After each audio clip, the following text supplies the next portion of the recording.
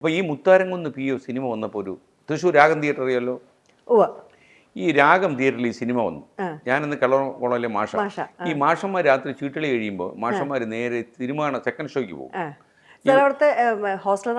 ഞാൻ ഹോസ്റ്റലായിരുന്നു. കുട്ടികളുടെ കൂടെ ആയിരുന്നു. നമ്മൾ കുട്ടിയാണല്ലോ ഒന്ന്. അപ്പോൾ കുട്ടികളുടെ കൂടെ ഇങ്ങനെ വരാതെ കാരണം അറിയോ, ഈ കുട്ടികളുടെ കൂടെ നമ്മൾ ബക്കറ്റും ഒക്കെ പിടിച്ച് ടോയ്ലറ്റിലും ഒക്കെ പോകുമ്പോണ്ടല്ലോ നമുക്ക് പ്രായമേ ഫീൽ ചെയ്യത്തില്ല.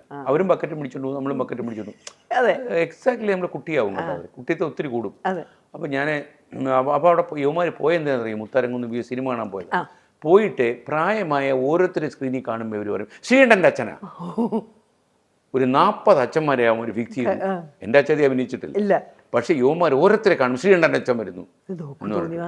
ഞാൻ പിന്നെ സിബിയോട് ഒരു പറഞ്ഞു, ആ സിനിമ ഒരു കാലത്തും നിങ്ങൾ മറന്നാലും ഞാൻ മറക്കത്തില്ല.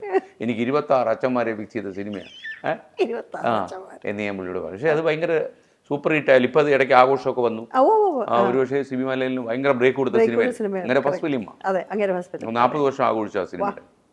ഞങ്ങളുടെ നാട്ടിലുള്ള ആൾക്കാരൊക്കെ മാത്രമല്ല, അന്ന് ആ സിനിമയുടെ കൂടെ എനിക്കൊന്ന് ഒരു ചെറിയൊരു ജോലിക്ക് മേക്കപ്പ് അങ്ങനെ എന്തൊരു പരിപാടിക്ക് വന്ന ഒരാൾ അവിടെ കണ്ട് കല്യാണം കുറിച്ച് അവിടെ കൂടി. പുള്ളി പിന്നെ പോയിട്ടില്ല, സിനിമയും വിട്ടതാവും. ആ കൊള്ളാം, രേഖ വേണമെന്ന് അവിടെ പോകണം. പക്ഷെ മറ്റേ അറ്റംപ്റ്റ് ചെയ്യണം. ഞാൻ പറഞ്ഞ മറ്റേ കാര്യം അറ്റംപ്റ്റ് ചെയ്യണം.